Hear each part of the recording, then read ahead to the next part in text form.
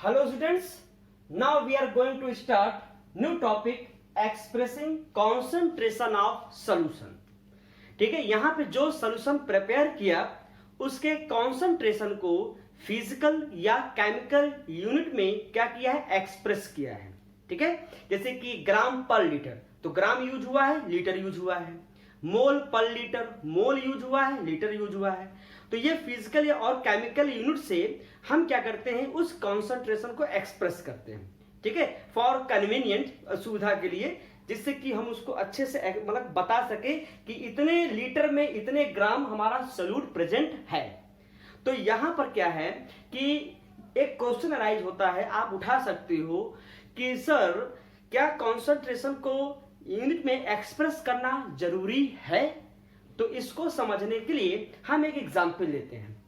हम यहां जो एग्जाम्पल लेंगे वो आपके घर से लेते हैं. ठीक है, तो सपोज दैट आपके घर में कई लोग रहते हैं. ठीक है, छोटे बड़े बूढ़े बुजुर्ग सब रहते हैं. ठीक है, मम्मी पापा सब रहते हैं. ठीक है, तो यहां पर सुबह सुबह जब लोग उठते हैं, ठीक है, तो वो डिमांड करते हैं. डिमांड किसकी करते हैं, चाय की. सपोज दैट वो चाय की डिमांड करते हैं. और उस चाय को कौन बनाता है, उस चाय को आपकी मम्मी जी बनाती हैं. सपोज दैट आपकी मम्मी जी बनाती हैं. क्लियर है. ठीक है, तो जब मम्मी जी ने चाय बनाया, ठीक है, और सबको सर्व किया तो सभी ने चाय पिया. ठीक है, और चाय पीने के बाद उन्होंने बहुत तारीफ किया मम्मी जी की, क्या चाय बनाई है, वाह क्या टेस्ट है चाय का, क्या मिठास है. ठीक है, बहुत बढ़िया चाय है. चलिए, अब कंडीशन को हमने बदल दिया. अब उसी चाय को आपके पापा जी ने बनाया.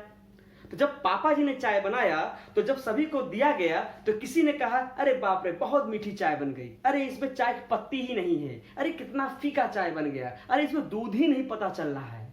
ठीक है, ये बहुत शिकायत आनी शुरू हो जाएगी. चलिए, अब कंडीशन हमने और बदल दिया. ठीक है, अब उसी चाय को 10 साल का बच्चा बनाता है. ठीक है, 10 ईयर का जो बेबी है वो बनाएगा.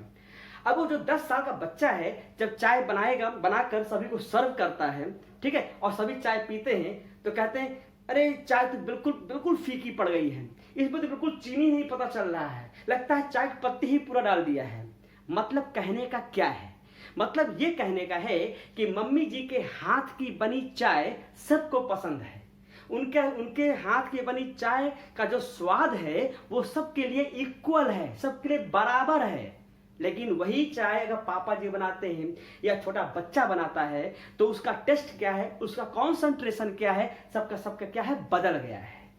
मेरी बात समझ में आई. तो यहां पर अगर मम्मी जी ने एक रेसिपी लिखा और चाय बनाने की कि उसमें इतना कप दूध पड़ेगा, इतने चम्मच चीनी पड़ेगी, इतने चम्मच आपके चाय की पत्ती पड़ेगी, और उस रेसिपी को लिखकर किचन में क्या किया, आपने पेस्ट करा दिया. ठीक है, किचन में उसको पेस्ट कर दिया. तो अब कोई भी आएगा, चाहे पापा जी आए, चाहे 10 साल का वो बच्चा आए, चाहे चाची आए, ठीक है, चाहे दादाजी आए, चाहे जो भी आए, उस रेसिपी को पढ़ के इतने कप क्या है, दूध है, इतने चम्मच चीनी है, इतने चम्मच चाय की पत्ती है, अगर उसको वहां बनाएंगे तो वही टेस्ट जो मम्मी जी के हाथ की चाय की मिलता था सबको, क्या वही टेस्ट मिलेगा. क्वेश्चन यहां लग गया. ठीक, वहां पे ये जरूरी नहीं है कि वही टेस्ट अब सबको मिलेगा. क्यों, क्योंकि मम्मी जी ने वहां पर 1 कप दूध की बात किया है, मम्मी जी ने 1 चम्मच चीनी की बात किया है, मम्मी जी ने वहां 1 चम्मच चाय की पत्ती की बात किया है. अब हो सकता है कप बड़ा हो छोटा हो, आपके चम्मच जो है बड़ा हो छोटा हो. ठीक है, अब जैसे पापा जी आए तो पापा जी ने क्या किया, बड़े वाले कप से दूध मेजर कर लिया और चाय की पत्ती जो है छोटे वाले चम्मच से कर लिया. तो क्या यहां पे वो टेस्ट मिल पाएगा, क्वेश्चन मार्क, नहीं मिलेगा. ठीक है, अगर उसी जगह पर अगर मम्मी जी ने ये लिख दिया कि 100 ml 100 ml दूध में 50 ग्राम चीनी, 25 ग्राम चाय की पत्ती, इसको लिख के अगर वहां पेस्ट कर दिया तो इससे क्या हुआ कि अब कोई भी आएगा, कप चाहे छोटा हो बड़ा हो, आपके चम्मच छोटा हो बड़ा हो, उससे अब कोई मतलब नहीं है. क्यों, क्योंकि वहां पर हमने उसको फिजिकल यूनिट में क्या किया, उसको एक्सप्रेस कर दिया. जब फिजिकल यूनिट में एक्सप्रेस कर दिया, यानी इतने ग्राम, इतने ml, तो उससे बनने वाले चाय का जो कॉन्सेंट्रेशन है, जो उसका टेस्ट है, बिल्कुल मम्मी जी के हाथ के जैसा सबको मिलेगा उस चाय को चाहे जो बनाए, उस मेजरेबल क्वांटिटी को देखकर। तो बिल्कुल यही कॉन्सेप्ट हम यहाँ लेके चलेंगे। यहाँ पर जो भी चीजें हम यहाँ सॉल्यूट लेंगे, हम यहाँ जो सॉल्वेंट लेंगे, वो एक मेजरेबल क्वांटिटी में लेंगे। कितने ml इतने में, इतने ग्राम इतने ml वाटर में मिक्स होगा। तो इसीलिए हम यहाँ पर कॉन्सेंट्रेशन को यूनिट में क्या करते हैं, एक्सप्रेस करते हैं, जिससे कि हमें जो कॉन्सेंट्रेशन मिले वो सेम मिले, वो इक्वल मिले, ताकि हम उसको सुविधा अनुसार उसको पढ़ सकें, उसको मेजर कर सकें और उसको लिख सकें। ठीक है। तो जितने भी इंडस्ट्रीज हैं, जितने लेबोरेटरी वर्क होते हैं, जितनी मेडिसिनल कंपनियां होती हैं, फार्मास्यूटिकल्स कंपनियां होती हैं, वो जो मेडिसिन प्रिपेयर करते हैं, आप देखें इंडियन फार्माकोपिया, जिससे बहुत सारी दवाइयां बनाई जाती हैं, उसमें जितने भी आपके कॉन्सेंट्रेशन हैं वो सब यूनिट में ही एक्सप्रेस हैं। जैसे कि सैनिटाइजर में आपका 79.3% अल्कोहल चाहिए, तो 79.3% अल्कोहल परसेंट क्या है, ये एक मेजरेबल क्वांटिटी है, मतलब कि एक यूनिट यूज किया गया है। इतने ही परसेंट अगर अल्कोहल लेंगे तभी हमारे जर्म रिमूव होंगे। तो इसीलिए हम यहाँ पर इसके यूनिट को लेकर चलते हैं। ठीक है। तो चलिए आइए सीखते हैं कौन कौन से यहाँ पर यूनिट यूज करेंगे कॉन्सेंट्रेशन को एक्सप्रेस करने के लिए, उसको समझते हैं। तो यहाँ पर जो पहली यूनिट है मास परसेंटेज। मास परसेंटेज को आप कहीं कहीं बुक में ये वेट परसेंटेज मिलेगा आपको लिखा हुआ, वेट परसेंटेज। तो यहां पर हमने वेट को मास में ही दिखाया है, सभी को मास में ही लिखेंगे। ठीक है। देखिए यहां पर परसेंट में इसको यूज करेंगे 100 में, यानी जितनी भी आपके सॉल्यूट आएगा वो 100 में कितना है। ठीक है। क्योंकि परसेंट, सेंट का मतलब होता है सेंचुरी और सेंचुरी का मतलब होता है 100, यानी कि पर सेंट, यानी कि पर 100 में। ठीक है। इसको याद रखिएगा। तो देखिए क्या है mass percentage, mass of solute in gram, यानी कि जो हम सॉल्यूट लेके चलेंगे वो भी ग्राम में है, और mass of solution in gram, यानी कि जो सॉल्यूशन है वो भी ग्राम में है। ठीक है। जैसे कि हमने एग्जाम्पल यहां पे लिखा है, बहुत सिंपल तरीके से समझाएंगे आपको। जैसे हमने लिखा है 10% NaCl, ठीक है, और वहीं पे लिखा हुआ है W/W, तो हम समझ जाएंगे कि ये हमारा किसमें दिया हुआ है, मास परसेंटेज में। अगर ये W/W नहीं लिखा हुआ है तो फिर हम नहीं बता पाएंगे कि ये किस परसेंटेज में है, मास में है कि वॉल्यूम में है कि मास वॉल्यूम परसेंटेज में है। इसीलिए वहां पे देखिए W/W में वो लिखा हुआ मिलेगा। तो इसकी मीनिंग क्या हो जाएगी, इसकी मीनिंग ये होगी, देखिए 10%, मतलब समझिएगा 10%, यानी कि 10 पर 100 में। ठीक है। यानी कि 10 ग्राम मास है ना, मास ऑफ सॉल्यूट 10, तो ग्राम में है तो ग्राम में लिखेंगे आप 10 gram of NaCl present in 100 gram of solution, 100 gram of solution, ये लेके चलेंगे। ठीक है। मतलब कि जो हमारा सॉल्यूशन है वो मास में लिया गया है। ठीक है। तो अब यहां पे अगर आपसे कोई पूछे कि ये जो 10 ग्राम NaCl है कितने ग्राम सॉल्वेंट में डिसॉल्व है, तो ये कैसे निकालेंगे आप, आपको मैंने बताया था कि सॉल्यूशन इज इक्वल टू क्या होता है, सॉल्यूट प्लस सॉल्वेंट। तो यहां जो सॉल्यूशन का मास दिया हुआ है वह है 100, क्योंकि पर 100 में है ये, और सॉल्यूट यहां दिया हुआ है 10, तो आपको सॉल्वेंट आसानी से निकाल सकते हो। तो सॉल्वेंट कितना आ जाएगा, सॉल्वेंट आएगा आपका 90 ग्राम। ठीक है। यानी कि 90 ग्राम सॉल्वेंट में 10 ग्राम सॉल्यूट, मतलब कि NaCl वहां पर डिसॉल्व है। ठीक है, बात समझ में आ गया। तो ये हो जाएगा हमारा मास परसेंटेज या वेट परसेंट। अच्छा इसकी यूनिट देखते हैं, यूनिट क्या है। जैसे कि देखिए ये भी ग्राम में, ये भी ग्राम में, तो ग्राम कट जाएगा, तो ग्राम कट गया, यानी कि मास परसेंटेज कैसा है, ये यूनिट लेस क्वांटिटी है, यानी इसकी यूनिट नहीं है। ठीक है। तो लेकिन हमने यहाँ परसेंट में क्या किया है, इसको एक्सप्रेस किया है, पर 100 में हमने बाई मास इसको एक्सप्रेस किया है। ठीक है। अब देखिए वॉल्यूम परसेंटेज, वॉल्यूम परसेंटेज को V अपॉन V में हम एक्सप्रेस करते हैं। ठीक है, ये क्या होता है volume percentage, volume of solute in ml, किसमें है ml में है, तो जितना वॉल्यूम होगा वो ml में, परसेंट में ml में ही यूज करेंगे हम। ठीक है, तो volume of solution upon volume of solution in ml, यानी कि सॉल्यूट भी ml में है और अपॉन सॉल्यूशन भी किसमें है ml में है, और इनटू 100 कर देंगे। चलिए इसका एग्जांपल देखते हैं। यहां पे एग्जांपल जैसे हमने लिखा कि 15% H2SO4 और यहां पे लिखा हुआ है V अपॉन V। ठीक है, ये लिखा हुआ मिलेगा। अच्छा, अगर ये नहीं लिखा हुआ मिलेगा तब क्या करेंगे हम अभी आपको बताते हैं। ठीक है, तो सपोज दैट यहाँ V अपॉन V लिखा है, ये वॉल्यूम परसेंटेज पढ़ रहे हैं तो यहाँ पे लिखा हुआ है, तो 15% H2SO4 V अपॉन V, केवल इतना ही लिखा हो तो उसकी क्या मीनिंग निकालोगे? इसका मीनिंग हो जाएगा 15 ml ऑफ H2SO4, यानी कि जो दिया होगा, पहले जो दिया होगा वो सॉल्यूट को रिप्रेजेंट करेगा, यानी कि 15% H2SO4 मतलब 15 ml, ये ml में है यानी वॉल्यूम में लेके चल रहे हैं, तो क्या लिखेंगे 15 ml of H2SO4 present in या dissolve in 100 ml of solution, 100 ml of solution. ठीक है, अगर सॉल्वेंट निकालना हो, सॉल्वेंट अगर आपको निकालना हो तो निकाल सकते हो। सॉल्वेंट यहां पे क्या हो जाएगा 100 माइनस 15, तो यह आ जाएगा 85 ml, यानी कि 85 ml आपका वाटर है और उसमें 15 ml क्या डिजॉल्व है आपका H2SO4।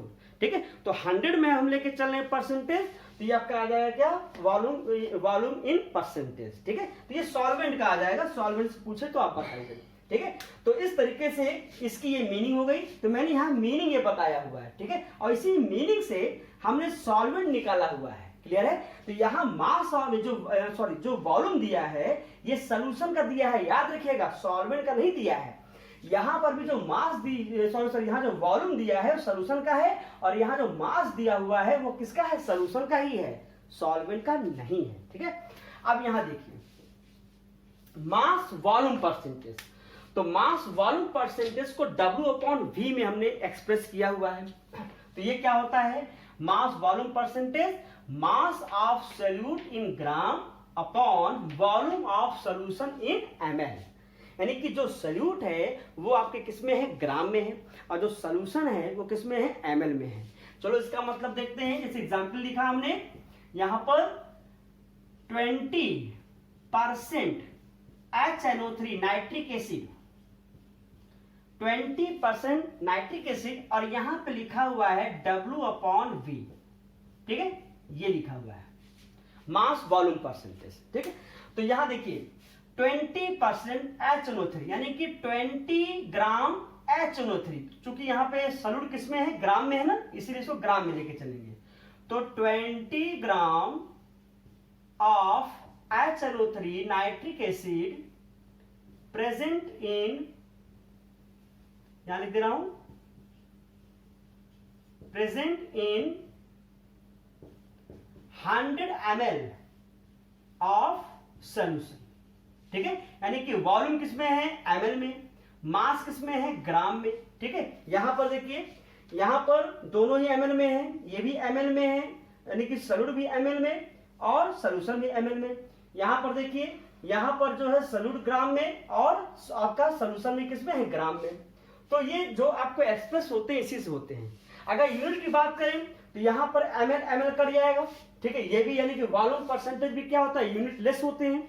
अगर मास वॉल्यूम की बात करें तो ये क्या हो जाएगा, ग्राम पर ml हो जाएगा, ये इसकी यूनिट हो जाएगी, है ना, यहां पे इसकी यूनिट निकाल आएगी ग्राम पर ml, तो ये हो जाएगा मास वॉल्यूम परसेंटेज। अब देखिए जैसे कि क्वेश्चन में अगर यहां पे लिखा है कि 10% HCl, 10% HCl ये लिखा हुआ है। ठीक है, अब इसके आगे कुछ नहीं लिखा हुआ है, इसके आगे कुछ भी नहीं है, ना तो W अपॉन W है, ना तो V अपॉन V है, और न ही W/V लिखा हुआ है, ना तो इसमें मास परसेंटेज, वॉल्यूम परसेंटेज और मास वॉल्यूम परसेंटेज कुछ नहीं लिखा हुआ है। तो आप यहां पर हमेशा अंडरस्टूड क्या करेंगे, यहां पे हमेशा W/V को ही अंडरस्टूड करेंगे। अगर न्यूमेरिकल्स में या कहीं पर भी अगर परसेंटेज किसमें एक्सप्रेस है, अगर ये नहीं लिखा है तो हमेशा किसमें एक्सप्रेस करिएगा, W/V में ही एक्सप्रेस करिएगा। ठीक है, तो ये उसके लिए है जब ये लिखा ना हो। ठीक है, अगर लिखा है तो फिर इस तरह से आप उसको एक्सप्रेस करिए, इस तरह से उसको बताइए। जैसे कि यहाँ पे 10% NaCl W/W, तो 10 gram of NaCl present in 100 gram of solution. अगर मान लो यहीं पर आपको लिखा हो, ये इसी के लिए चलते हैं, अगर मान लिया लिखा हो कि 10% HCl W/W, तो क्या हो जाएगा, 10 gram of HCl present in 100 gram of solution. अगर ये लिखा है V/V, तो वॉल्यूम में ले लीजिए आप, तो 10 ml of HCl present in 100 ml of solution. ऐसे ही अगर ये W/V में लिखा हो तो क्या करेंगे, 10 ग्राम ऑफ सोल्यूट यानी 10 gram of HCl present in 100 ml of solution. तो इस तरीके से हम परसेंटेज बेस पर हम सोल्यूशन के कॉन्सेंट्रेशन को एक्सप्रेस करते हैं। ठीक है, नेक्स्ट यहां पे देखिए 4th पॉइंट, पार्ट्स पर मिलियन। ये जो पार्ट्स पर मिलियन है, ये जब हमारा सल्यूट बहुत ही ट्रेसेस में हो, मतलब कि बहुत ही कम में हो, ठीक है, तो उस केस में हम इसको यूज करते हैं। ठीक है, तो जैसे यहां देखिए पार्ट्स पर मिलियन, तो ये कब होगा, when solute present in traces, यानी कि when solute present in traces. Traces मतलब बहुत ही कम अमाउंट में। जैसे सपोज दैट कि जैसे सी वाटर है ना, ये सी वाटर है, तो सी वाटर की अगर बात करें तो 1 लीटर का इसका मास हम अगर हम देखें तो जो हम यहाँ पे कैलकुलेट करते हैं इसका डेंसिटी से, ये लगभग 1030 ग्राम आता है। ठीक है, तो 1030 ग्राम, तो इतने 1030 ग्राम में जो उसके सल्यूट प्रेजेंट हैं वो 6 × 10⁻³ ग्राम। ठीक है, 6 × 10⁻³ ग्राम, यानी कि इतने ग्राम वाटर में, इतने ग्राम सी वाटर में इतने ग्राम आपका सल्यूट प्रेजेंट है। ये है आपका ऑक्सीजन, सपोज दैट ये ऑक्सीजन का यहाँ पर जो है आपका सल्यूट का अमाउंट है। ठीक है, तो सपोज दैट आपके 1 लीटर सी वाटर में 6 × 10⁻³ ग्राम क्या प्रेजेंट है, ऑक्सीजन प्रेजेंट है। अब आप सपोज करिए कि 1 लीटर वाटर है और इतना कम, मतलब कि 0.006 ग्राम क्या है, O2 है। अगर हम इसको परसेंटेज में निकालें तो कितना आएगा, बहुत ही कम आएगा, 0.0004 बार जीरो करके आंसर आएगा। अगर इसी को आपके लीटर में निकालेंगे तो बहुत ही, और थोड़ा सा और बढ़ जाएगा वैल्यू। तो इसीलिए हम ऐसे जो जिसमें सल्यूट बहुत कम है, थोड़ा सा बड़ा उसका वैल्यू आ सके, थोड़ा उसका जो रिजल्ट है वो थोड़े बड़े डिजिट में आए, जिसको हम मतलब अच्छे से उसको एक्सप्रेस कर सके, बता सके, इसीलिए हम पार्ट्स पर मिलियन यूज करते हैं। यानी कि इतने पार्ट्स पर मिलियन, मिलियन का मतलब होता है 10 लाख, 1 मिलियन का मतलब कितना हुआ, 10 लाख, यानी कि 10⁻6 होता है। ठीक है, तो ये क्या हो जाएगा, डेफिनेशन देखिए यहां पर, number of parts of the component. अब ये पार्ट्स ऑफ द कंपोनेंट ग्राम में हो सकता है ना, यानी कि मास परसेंटेज की तरह ग्राम में हो सकता है, ml में हो सकता है ना। Total number upon total number of parts of all components. तो ये जो आपके लिखा हुआ है पीपीएम का जो फार्मूला लिखा हुआ है, ये आपके मास बाई मास W/W ले सकते हैं, वॉल्यूम बाई वॉल्यूम ले सकते हैं, और आपके मास अपॉन वॉल्यूम ले सकते हैं। जैसे कि हम यहाँ पे देखिए जो सी वाटर है वो हमने कितना लिया है, इसका जो सी वाटर का मास है वो हमने लिया 1030 ग्राम, तो मास कितना लिया, 1030 ग्राम। क्लियर। अब जो O2 इसमें डिसॉल्व है, ऑक्सीजन जो डिसॉल्व है वो भी किसमें है, ग्राम में है। ठीक है, तो यानी ये भी ग्राम में है। तो जो ऑक्सीजन डिसॉल्व है यानी कि number of parts of the component, तो कौन सा कंपोनेंट है, ये O2 है, तो उसका कितना दिया 10⁻3, 6 × 10⁻3 × 10⁻6। तो जो इसको सॉल्व करोगे इसका जो आंसर आएगा 5.8 ppm। मतलब ये कि 5 पॉइंट, अगर ये ग्राम में है तो 5.8 ग्राम पर 10⁶ ग्राम, यानी कि इसका जो मतलब निकलेगा, मीनिंग निकलेगी, ये निकलेगी, देखो 5.8 ग्राम, ठीक है, पर 10⁶ ग्राम ऑफ सॉल्यूशन, मतलब सी वाटर। तो इतने सी वाटर में इतने ग्राम प्रेजेंट है। अब आप देखिए, ये एक तरीके का क्या है, बड़ा वैल्यू है, ठीक है, ये एक एक तरीके का मेजरेबल वैल्यू यहां पर है, ठीक है। इसको अच्छे से हम क्या कर सकते हैं, लिख सकते हैं। लेकिन अगर यही वैल्यू इसमें आया है 0.000058, ठीक है, तो ये पॉइंट बहुत ज्यादा लग गया है, ठीक है, ये 10⁻⁶ में आएगा। मतलब कि थोड़ा सा शॉर्ट करने के लिए हम यहाँ पर ऐसे सॉल्यूट जो बहुत ही कम है उसको पीपीएम में लेके चलते हैं, ठीक है। तो इस तरीके से यहाँ पर ये आपके मतलब इतने पॉइंट हो गए। अब देखते हैं नेक्स्ट पॉइंट क्या है इसमें। नेक्स्ट यहां पर यूनिट लेके चलेंगे ग्राम पर लीटर, ठीक है। ग्राम पर लीटर कॉन्सेंट्रेशन, या कहीं कहीं पर ये स्ट्रेंथ लिखा हुआ मिलता है, ठीक है। तो कॉन्सेंट्रेशन या स्ट्रेंथ यहां पर हम एक लेके चल सकते हैं, ठीक है, तो वो भी बिल्कुल सही है।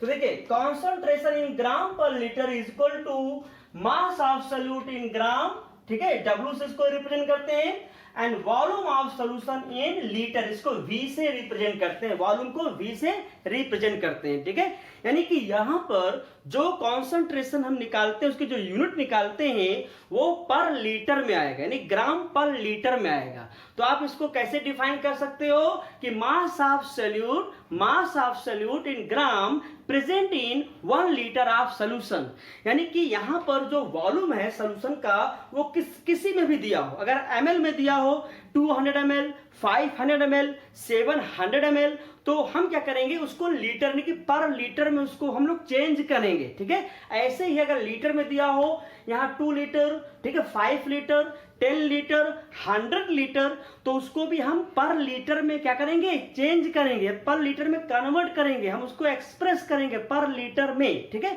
देखिए यहाँ पर इसको और सिंप्लीफाई कर सकते हो आप। इसको और सिंप्लीफाई कैसे करेंगे, देखिए, gram per litre strength equal to mass of solute in gram, ठीक है, upon volume of solution in litre. किसमें दिया हुआ है, लीटर में दिया है। अगर वॉल्यूम यहां पर ml में दिया हो तो क्या करेंगे, आप जानते हो यहां पे ये नीचे लिखा होता है, ये ऐसे लिखना है, ठीक है। तो आप जानते हो कि 1 litre is equal to 1000 ml, ठीक है, 1000 ml।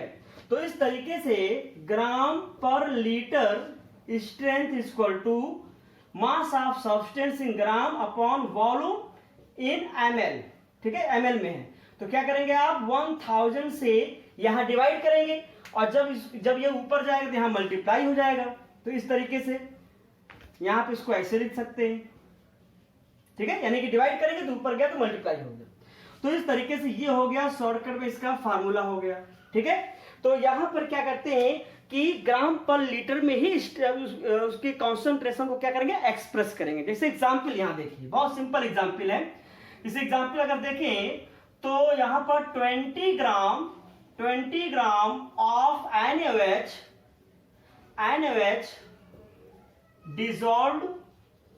dissolved in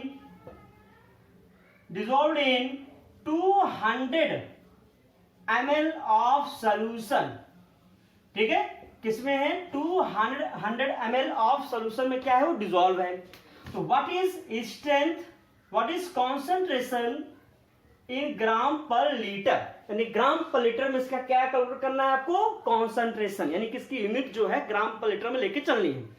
तो क्या होगा यहां पर देखिए, gram per litre is equal to mass of substance, mass of solute क्या है, NaOH, upon volume of solution, किसमें है, ml में है, ठीक है। तो मास कितना दिया हुआ है, 20 ग्राम, और यहां वॉल्यूम कितना है, 200। अच्छा, इसको 1000 से मल्टीप्लाई भी करेंगे, क्योंकि वॉल्यूम किसमें दिया हुआ है, वॉल्यूम दिया हुआ है आपको ml में, ठीक है। देखिए यहां पर इंटू 1000, तो मास कितना है, 20 upon volume 200 ml into 1000। Solve कर दीजिए, 0 0 कट गया, ये 10 आ गया, है ना, और यहाँ 100, 10 इंटू 10, 100 ग्राम पर लीटर, 100 ग्राम पर लीटर। यानी इस तरीके से ये स्ट्रेंथ किस में आई आपको, ग्राम पर लीटर में। ठीक है, आप देखो इसको यूनिटरी मेथड से ही बता सकते हो क्योंकि पर लीटर में हमको निकालना है। तो देखिए यहाँ पर 200 ml contain 200 ml of solution, 200 ml of solution contain 20 gram of solute, मतलब कि NaOH। ठीक है, ये हेंस 1000 ml मतलब कि 1 लीटर। ठीक है, आपको मैंने बताया ना 1000 ml इक्वल टू 1 लीटर। तो यहाँ ml में दिया है तो उसको भी, वॉल्यूम को भी हम यहाँ ml में दिखाएंगे। तो 1000 ml of solution contain 20 into 1000 upon 200। तो वही चीज आया कि नहीं आया, वही आ गया ना आपका, ग्राम पर लीटर। मतलब कहने का ये है कि जो भी यहाँ पे स्ट्रेंथ आपको निकालनी है वो पर लीटर में ही निकालनी है। ठीक है, यानी कि अगर मान लो यहाँ पर 500 ml होता, या फिर यहाँ पे 2 लीटर होता, यहाँ पर 5 लीटर होता, 10 लीटर होता, तो सभी को हम पर लीटर में क्या करेंगे, एक्सप्रेस करेंगे पर लीटर में। इस चीज को याद रखिएगा। ठीक है, चलिए आगे देखते हैं नेक्स्ट यूनिट। इसका नेक्स्ट यूनिट है मोलैरिटी। क्या है ये, मोलैरिटी। तो यहां पे एक होता है मोलैलिटी, अभी आगे पढ़ूंगा। तो मोलैलिटी, ये मोलैलिटी, ठीक, केवल एल और आर का डिफरेंस है यहां पर। ठीक है, तो मोलैलिटी आगे पढ़ाएंगे आपको। देखिए यहां मोलैलिटी क्या है, यहां पर देखिए number of mole of solute present in 1 litre of solution. यानी कि यहां पर क्या था, ग्राम पर लीटर, यहां पर क्या है, मोल पर लीटर। ठीक है, यानी कि number of mole of solute present in 1 litre of solution, यानी कि उस सॉल्यूट का हम नंबर ऑफ मोल लेकर चलेंगे। ठीक है, तो number of mole of solute upon volume of solution in litre. इसको चलो और हम देखते हैं। यहां पर नंबर ऑफ मोल आपको पता है, what is the number of mole, number of mole of solute is equal to mass of solute in gram, W लेके चलेंगे, upon molecular mass of solute. तो इसको हम स्मॉल m से एक्सप्रेस करेंगे। ठीक है, तो उसको और इसकी नंबर ऑफ मोल की वैल्यू को क्या करिए, मोलैरिटी में उसको रख दीजिए, यहां पे उसको पुट करिए यहां वैल्यू। तो क्या मिलेगा, देखिए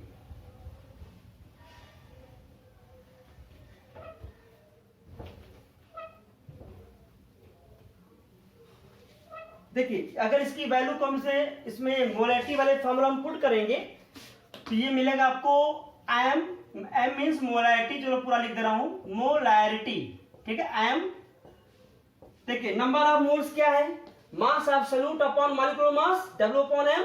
इस वैल्यू को आपको यहाँ पे नंबर ऑफ मोल की जगह पर रखना है। तो क्या हो जाएगा यहाँ पर, W upon m into volume of solution in litre.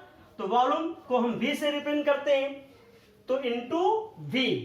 तो ये हो जाएगा हमारा किसमें है, लीटर में।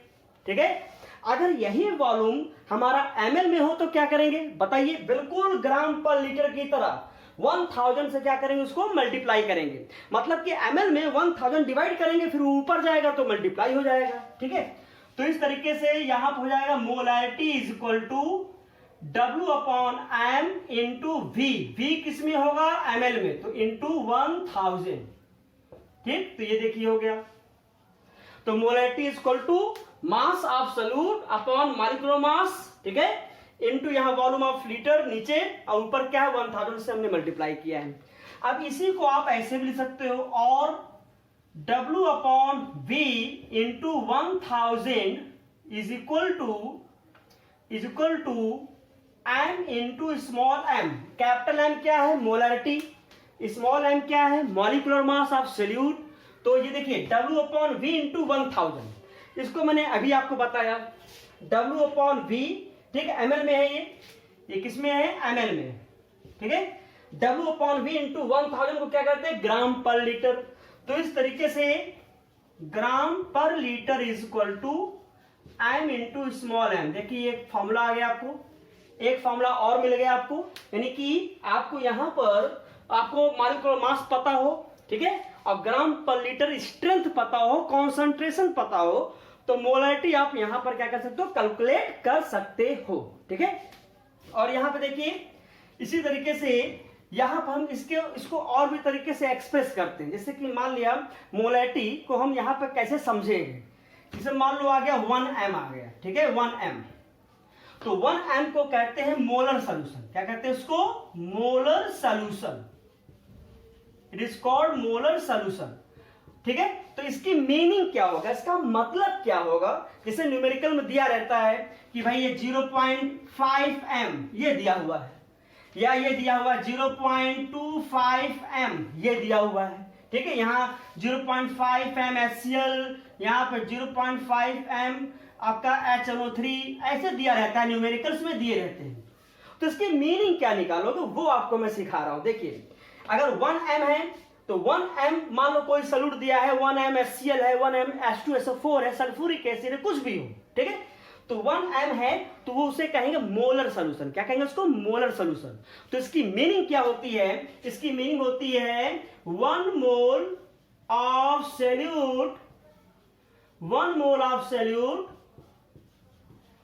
Present in 1 litre of solution, 1 litre of solution, ठीक है। इसकी मीनिंग क्या हो जाएगी, 1 मोल of solute present in 1 litre of solution. जैसे मान लो आपको आ गया m/10, m/10, तो इसको जनरली हम लोग कहते हैं डेसी मोलर, डेसी मोलर, ठीक है, deci molar,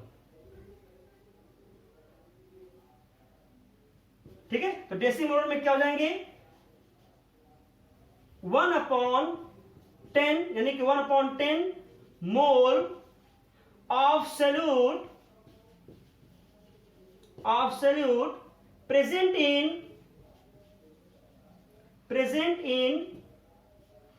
1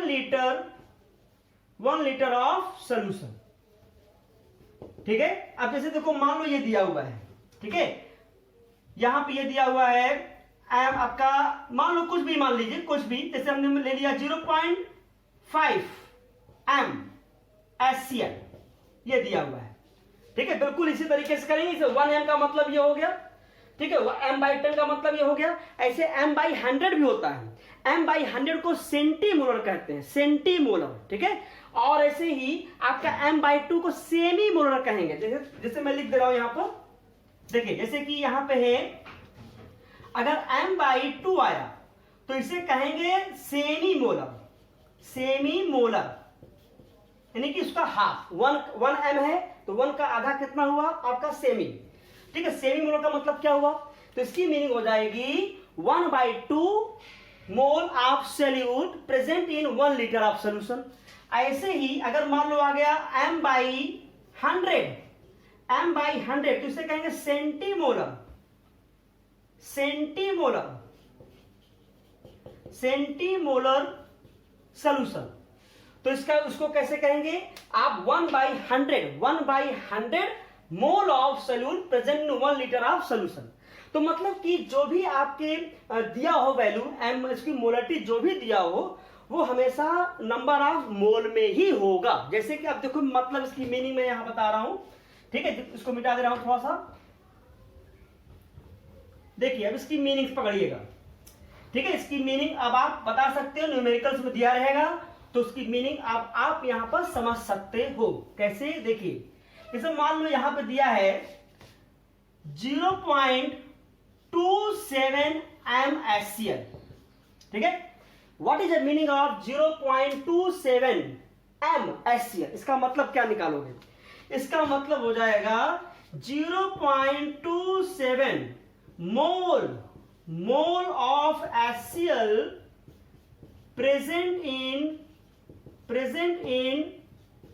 present in 1 liter of solution, 1 liter of solution। अब चलो अपने से बताइएगा 0.15 m H2SO4, अब इसकी मीनिंग क्या होगी, ठीक है, इसकी मीनिंग क्या बताएंगे, 0.15, ठीक है, मोल ऑफ H2SO4, सॉल्यूट हमारा क्या हो गया, H2SO4 हो गया, यानी H2SO4 अब यहाँ क्या है, सॉल्यूट है। तो 0.15 mole of H2SO4 present in या dissolved in 1 litre of solution. तो इस तरीके से आप यहां पर इसको बताएंगे, ठीक है।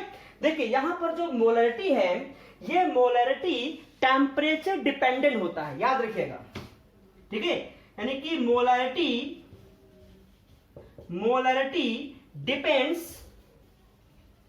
डिपेंड्स ऑन टेम्परेचर, ठीक है। तो अगर ये टेम्परेचर में अगर देखें तो यहां पर टेम्परेचर इंक्रीज करने पर, टेम्परेचर को बढ़ाने पर मोलैरिटी क्या होती है, कम होती है। देखिए क्यों, क्योंकि molarity is inversely proportional to volume.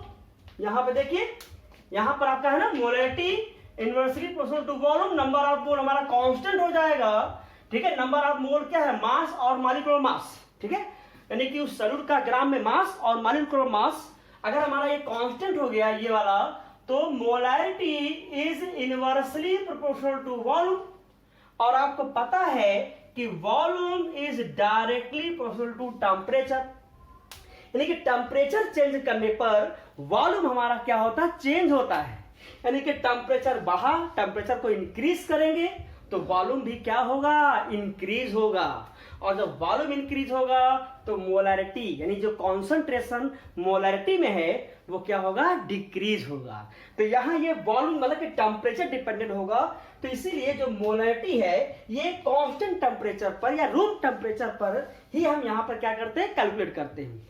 जबकि हम इसके बाद जो पढ़ाएंगे मोलैरिटी, ये जो मोलैरिटी है भी आगे पढ़ाएंगे, तो ये मोलैरिटी टेम्परेचर डिपेंडेंट नहीं होता, यानी इंडिपेंडेंट ऑफ टेम्परेचर। क्यों, क्योंकि वहां पे जो सॉल्वेंट, वहां पे जो हम सॉल्यूशन लेके चलेंगे, सॉल्वेंट लेके चलेंगे, उस सॉल्वेंट का हम मास लेके चलते हैं, और मास पर क्या होता है, टेम्परेचर का कोई इफेक्ट नहीं पड़ता। तो इसीलिए वहां मोलैरिटी जो होता है टेम्परेचर के बढ़ने और घटने पर कोई इफेक्ट नहीं पड़ेगा। तो इस पर बेस न्यूमेरिकल होंगे, वो हम लोग लगाएंगे आगे। तो फिलहाल ये मोलैरिटी का ये पूरा प्रोसेस हो गया, ठीक है। अब देखते हैं नेक्स्ट क्या है आगे।